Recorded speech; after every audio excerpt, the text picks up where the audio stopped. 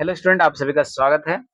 पिछले वीडियो में जनसंख्या परिवर्तन के छूट गया था। इसमें मैंने कुछ बता दिया था जनसंख्या परिवर्तन के बारे में। तो जनसंख्या परिवर्तन छूट गया था, उसमें कुछ कारणवश वीडियो कट गया था जिसकी वजह से जनसंख्या परिवर्तन छूटा था। तो आइए आज जनसंख्या परिवर्तन से स्टार्ट करते हैं। जनसंख्या परिवर्तन कैसे होता है? जनसंख्या परिवर्तन का मुख्य कारण है रोजगार। लोगों को रोजगार चाहिए और रोजगार के लिए लोग एक जगह से दूसरी जगह जाते हैं, तो उसकी वजह से जनसंख्या परिवर्तन को देखने को मिलता है। जनसंख्या परिवर्तन से तात्पर्य एक निश्चित अवधि के दौरान लोगों की संख्या में परिवर्तन से है। एक निश्चित समय में लोग एक जगह से दूसरी जगह चले जाते हैं। जैसे एग्जाम्पल अगर हम ले कोरोना काल का, तो कोरोना काल में लोग शहर से गांव की ओर बहुत ज्यादा मात्रा में आ गए थे। ठीक है, परिवर्तन देखने को मिला, वहां से बहुत ज्यादा मात्रा में ट्रांसफर हो गए गांव की ओर। तो क्या हुआ, यहाँ जनसंख्या परिवर्तन हुआ कि नहीं हुआ? यहाँ अगर 10,000 व्यक्ति था एक शहर में, तो वहां पे घट के 2,000 व्यक्ति बच गया। तो इसमें एक बहुत बड़ा जनसंख्या परिवर्तन देखने को मिला। विश्व की जनसंख्या स्थिर नहीं रही, यह कई गुना बढ़ गई है। विश्व में जनसंख्या एक समान नहीं है, बहुत ज्यादा बढ़ गया है अभी। ठीक है, तो 6 पॉइंट चित्र में दिखाया गया ऐसा क्यों है? ऐसा वास्तव में जन्म और मृत्यु संख्या परिवर्तन के कारण हुआ है। और ऐसा सिर्फ ये नहीं है कि प्रवास के कारण ही हुआ, महामारी के कारण ही हुआ। जन्म मृत्यु के कारण भी एक जगह से एक जगह में जनसंख्या घटता बढ़ता रहता है। मानव इतिहास की लंबी अवधि में सन 1800 तक विश्व की जनसंख्या धीरे धीरे बढ़ी है। मानव का इतिहास अगर देखा जाए तो उसमें 1800 से बहुत ज्यादा मात्रा में जनसंख्या परिवर्तन देखने को मिला। बड़ी संख्या में बच्चे जन्म लेते हैं, लेकिन शीघ्र ही उसकी मृत्यु भी हो जाती है। जितना ज्यादा मात्रा में बच्चे जन्म लेते हैं, उतना ज्यादा मात्रा में वहां पे लोगों का मृत्यु भी होता है। ऐसा इसीलिए था क्योंकि वहां उच्च स्वास्थ्य सुविधाएं नहीं थी। और ऐसा इसीलिए था, बच्चे जन्म लेके मर जाते थे, कारण यही था कि वहां पे अच्छे स्वास्थ्य की सुविधाएं नहीं थी। सभी लोग के लिए पर्याप्त भोजन उपलब्ध नहीं था। सभी लोग के लिए खान पान के लिए अच्छे से भोजन भी उपलब्ध नहीं था। किसान सभी लोगों की भोजन की आवश्यकताओं को पूरा करने के लिए पर्याप्त उत्पादन की सक्षम नहीं थे। अब किसान जितने मात्रा में भोजन चाहिए, उतने ज्यादा मात्रा में किसान अपना फसल उपजा नहीं पाते थे। इसके परिणाम स्वरूप जनसंख्या में वृद्धि बहुत कम थी, और यही कारण है कि जनसंख्या में वृद्धि बहुत ज्यादा कम हो गया था। सन 1804 में विश्व की जनसंख्या 1 अरब हो गई थी, और सन 1804 में 1 ही अरब बचा हुआ था। 150 वर्षों के बाद 1959 के में विश्व की जनसंख्या 3 अरब पहुंच गई, और 150 वर्ष के बाद 1959 में इसका जनसंख्या बहुत ज्यादा बढ़ गया, 3 अरब हो गया। इस प्राय जनसंख्या विस्फोट कहते हैं। इसे क्या कहते हैं? जनसंख्या विस्फोट। 1999 में 40 वर्ष की अवधि में जनसंख्या दुगुनी 6 अरब हो गई है। और 1999 में 40 वर्ष के दौरान जनसंख्या में दुगुनी हो गई है। उसमें 3 अरब था, अभी 6 अरब हो गया है। इस वृद्धि का मुख्य कारण खाद्य आपूर्ति का औषधियों के कारण मृत्यु दर कम होना। ठीक है, इसमें सबसे इसका मुख्य कारण यह था कि जो औषधियां खाते हैं, जो लोग दवाएं खाते हैं, उसमें अंतर देखने को मिला। जबकि जन्म दर अभी बहुत अधिक रही है, और जन्म दर भी बहुत ज्यादा रहा है जितना मृत्यु दर भी रहा है। यहाँ पे आपका डाटा दिया देखिए, 500, 0, 1000, 1500, 1800, 1900, 1950, 1974, 1999, 2025 जनसंख्या बढ़ती जनसंख्या को दिखाया है। जन्मों के साधारणतः जन्म दर को आंका जाता है। जन्मों से साधारणतः मतलब जन्म के आधार पर ही आंका जाता है, नापा जाता है। जन्म दर अर्थात प्रति 1000 व्यक्तियों पर जीवित जन्मों की संख्या में मापा जाता है। जन्म दर तभी मापा जाता है किससे? प्रति 1000 व्यक्तियों के जीवित जन्मों पर नापा जाता है। मृत्यु दर को प्रति 1000 व्यक्तियों के मृत्यु की संख्या पर मापा जाता है। मतलब जन्म दर और मृत्यु दर प्रति 1000 व्यक्तियों के जन्मे और प्रति 1000 व्यक्तियों की मृत्यु पर ही मापा जाता है। किसी क्षेत्र विशेष में लोगों को आने जाने से प्रवास करते हैं। किसी क्षेत्र में बताए ना, अभी हमको एक जगह से दूसरी जगह जब लोग यहाँ से वहां जाते हैं तो उसे प्रवास कहते हैं, एक जगह से दूसरी जगह जाना। जन्म और मृत्यु जनसंख्या परिवर्तन के प्राकृतिक कारक है। जन्म और मृत्यु जो है जनसंख्या परिवर्तन का एक प्राकृतिक कारण है। एक देश के जन्म दर और मृत्यु दर के बीच में अंतर को प्राकृतिक वृद्धि दर कहते हैं। एक देश के कोई भी देश के जन्म और मृत्यु दर के बीच में अंतर जो देखने को मिलता है, उसे प्राकृतिक वृद्धि दर कहते हैं। विश्व में जनसंख्या को के बढ़ने का मुख्य कारण प्राकृतिक वृद्धि का तीव्रता से बढ़ना है। विश्व में जनसंख्या इसलिए बढ़ रहा है क्योंकि प्रकृति में बढ़ते ग्रोथ के कारण। ठीक है, प्रवास एक अन्य कारण है जिससे जनसंख्या के आकार में परिवर्तन होता है। प्रवास जो है एक अलग कारण है जिससे जनसंख्या में परिवर्तन देखने को मिलता है। लोग एक देश में अथवा देशों के बीच एक स्थान से दूसरे स्थान पर जा सकते हैं। लोग एक जगह से दूसरी जगह जा सकते हैं। अभी ट्रांसपोर्ट का साधन हो गया, बहुत कुछ साधन ऐसे हो गए जिससे लोग जाते हैं। देखिए अप्रवास क्या है? जब व्यक्ति एक नए देश में आ जाता है, उसे अप्रवास कहते हैं, और जब व्यक्ति एक देश को छोड़ता है तो उसे उत्प्रवास कहते हैं। अप्रवास और उत्प्रवास, ठीक है? उत्प्रवासी वे लोग होते हैं जो देश को छोड़ते हैं, अप्रवासी वे लोग होते हैं जो देश में आते हैं। अभी हमने यहाँ बताया वही है ये, ठीक है? संयुक्त राज्य अमेरिका और ऑस्ट्रेलिया में देश जैसे देशों में भीतरी प्रवाह अथवा अप्रवास द्वारा संख्या में बढ़ी है। सूडान देश का एक ऐसा उदाहरण है जिनमें लोगों के बाहर चले जाने अथवा उत्प्रवास के कारण जनसंख्या में कभी कमी का अनुभव किया गया है, ठीक है? अंतर्राष्ट्रीय प्रवास की सामान्य प्रवृत्ति यह है कि लोग अच्छे आर्थिक अवसरों की खोज में कम विकसित राष्ट्रों में अधिक विकसित राष्ट्रों में चले जाते हैं। मतलब लोग अच्छे राष्ट्र को खोजने के लिए कम विकसित से ज्यादा विकसित वाले राष्ट्रों में चले जाते हैं। देशों के अंदर बड़ी संख्या में रोजगार, शिक्षा, स्वास्थ्य सुविधा और खोज ग्रामीण क्षेत्रों में नगरीय क्षेत्रों में चले जाते हैं, और लोग अच्छी शिक्षा को पाने के लिए नगरीय क्षेत्रों में अपना प्रवास हो जाते हैं। आगे है जनसंख्या परिवर्तन के प्रतिरूप, ठीक है? जनसंख्या वृद्धि की दर विश्व में अलग अलग है। जनसंख्या वृद्धि जो बढ़ा जनसंख्या में, इसका दर हर जगह अलग अलग है। अद्यापि विश्व की कुल जनसंख्या तीव्र से बढ़ी है। अगर देखा जाए तो विश्व का जनसंख्या जो है वो बहुत तेजी से बढ़ा हुआ है। तथापि सभी देश में यह वृद्धि अनुभव नहीं की जा रही है। वही कारण है कि विश्व में इस जनसंख्या को अनुभव नहीं किया जा सकता है, ठीक है? कुछ देशों में जैसे कन्हैया और जनसंख्या दर ऊंची है। कुछ देश है केन्या केन्या देश में जो है जनसंख्या वृद्धि दर ऊंची है। उन देशों में जन्म दर और मृत्यु दर दोनों उच्च है। हाल ही में स्वास्थ्य सुविधाओं में सुधार के साथ मृत्यु दर हो गई है, परंतु जन्म के अभी भी अधिक है, जिससे वृद्धि दर बढ़ रही है। मतलब जितना मर रहा है उससे ज्यादा जन्म दर है, इस कारण वृद्धि वहां पे बढ़ रहा है। अन्य देशों में जैसे यूनाइटेड किंगडम की निम्न जन्म और मृत्यु दर के कारण जनसंख्या वृद्धि की दर मंद है।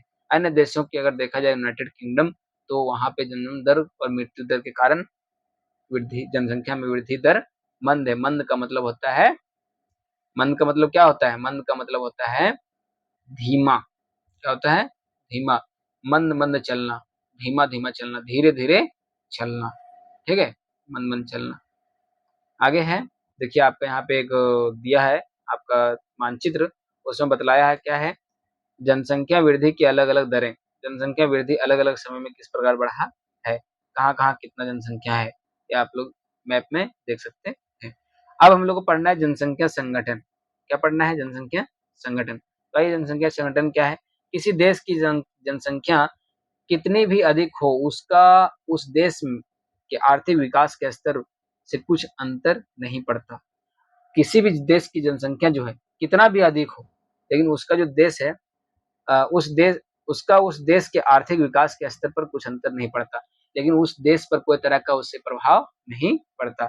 उदाहरण के लिए बांग्लादेश और जापान अति घने बसे देश है, लेकिन जापान देश में आर्थिक रूप से अधिक विकसित देश है। लेकिन जापान जो देश है वो आर्थिक रूप से अपना सब कुछ रूप से बहुत ज्यादा विकसित है। एक संसाधन के रूप में लोगों की भूमिका को समझने के लिए हमें उनके गुणों के बारे में जानने की आवश्यकता होती है। एक संसाधन के रूप में लोगों की भूमिका मतलब किसी भी कार्य में लोगों का उसमें प्रेरणा को समझने के लिए उसके गुण तथा उसके बारे में जानना बहुत आवश्यकता होती है। लोग अपनी आयु, लिंग, साक्षरता स्तर, स्वस्थ दशाओं, व्यवसाय और आय के स्तर पर एक दूसरे के भिन्न होते हैं। लोग जो है सो स्वस्थ की दशा में देखा जाए, व्यवसाय की दशा में देखा जाए, और स्तर अनेक साक्षरता के स्तर में देखा जाए तो भिन्न भिन्न है, अलग अलग है, सब एक जैसा नहीं है।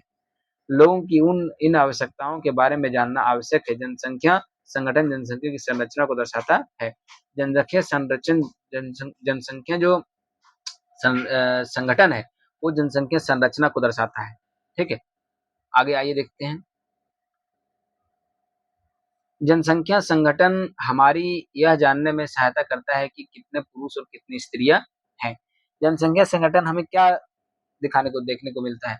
उसमें सहायता यह देखने को दिखता है कि उसमें जनसंख्या में पुरुष और महिलाएं कितनी हैं, वे किस आयु वर्ग के हैं, कितने शिक्षित हैं और कितने प्रकार के व्यवसाय में लगे हैं।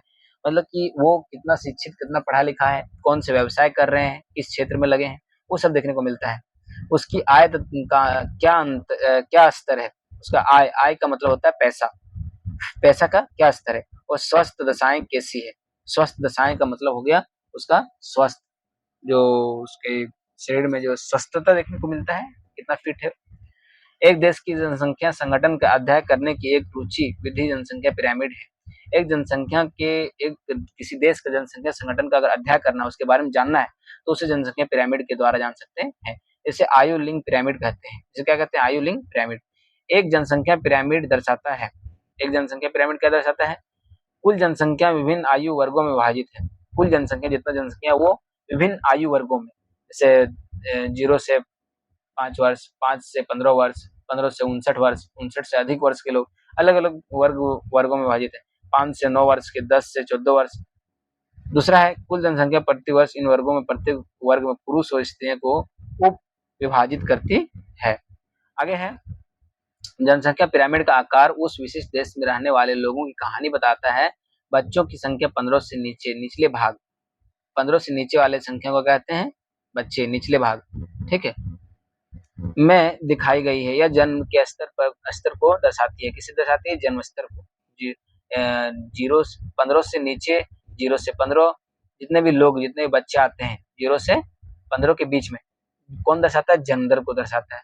ऊपर का आकार वृद्ध लोगों के 65 से अधिक की संख्या दर्शाता है।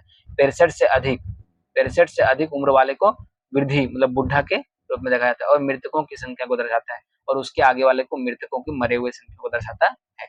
जनसंख्या पिरामिड के एक देश में अशिक्षित लोगों की संख्या को बताता है। जनसंख्या पिरामिड किसे बताता है? जो पढ़ा लिखा ना हो। युवा आश्रित लोग 15 से वर्ष से कम आयु के, और वृद्ध आश्रित लोग 65 से अधिक आयु के लोगों की आश्रित आयु जनसंख्या के अंतर्गत आते हैं। और 15 से नीचे वर्ष के जो लोग हैं वो जन्म दर के रूप में, बच्चे के रूप में आते हैं, और 15 से ऊपर के जो 59 तक के हैं वो युवक के रूप में आते हैं, जवान के रूप में आते हैं, ठीक है। 15 से 65 के लोगों आर्थिक रूप से सक्रिय वर्ग में रखा गया है। देखिए हमने बताया ना, 15 से 65 जो 59 या 65 जो भी है, 59 भी है और 65 भी है। अभी आप 65 पढ़ रहे हैं, क्लास 12 में आप 59 पढ़िएगा। 15 से 59 वर्ष के लोग जो हैं आर्थिक रूप से सक्रिय हैं, सक्रिय वर्ग में रखा गया, मतलब जहाँ जो काम कार्य करता है। 0 से लेके 15 वर्ष तक के जो लोग हैं, ठीक है, और 59 से उन हाँ 69 से अधिक जो वर्ग के लोग हैं, उम्र के लोग हैं, वो दोनों किस पे डिपेंड रहता है? 15 से 65 वाले युवाओं पर डिपेंड रहता है, ठीक है। आगे देखिए, एक का जनसंख्या पिरामिड जिसमें जन्म दर और मृत्यु दर दोनों ही ऊंचे हैं। एक देश का, कोई भी देश का जनसंख्या पिरामिड जो है, जन्म दर और मृत्यु दर दोनों ऊंचा होता है। आधार पर थोड़ा और ऊपर तीव्र से सकरा हो जाता है। ये आपका देखिए दिया है, ये देखिए नीचे है इतना, और ऊपर जाके क्या हो गया? सकरा हो गया है। यही कारण है। ऐसा इसीलिए है कि बहुत सारे बच्चे जन्म लेते हैं, और ऐसा यही कारण है कि बहुत सारे बच्चा जन्म लेता है, लेकिन उसमें से अधिकतर की मृत्यु सेवास काल में हो जाती है। सेवा सेसु सेसव काल का मतलब होता है, सेसव काल का मतलब होता है जन्मा, जब जो बच्चा जन्मता है, ठीक है, जो बच्चा जन्म लेता है, बचपना, ठीक है, जन्मा और वो मर गया, शिशु काल में ही मर गया, उसी को कहते हैं सेसव, ठीक है। और कुछ बड़े हो पाते हैं, और कुछ क्या होता है, उससे बड़ा हो पाता है, कुछ ही बड़ा हो पाता है। इसलिए वहाँ वृद्ध लोग बहुत कम है, और वही कारण है कि वहाँ पे लोग जो है वृद्ध बूढ़े लोग जो है सो बहुत कम है। इस स्थिति में केनिया के पिरामिड द्वारा दर्शाया गया है। इस स्थिति में केनिया का पिरामिड जो है, ये आपका पिरामिड जो है इसमें दर्शाया गया है।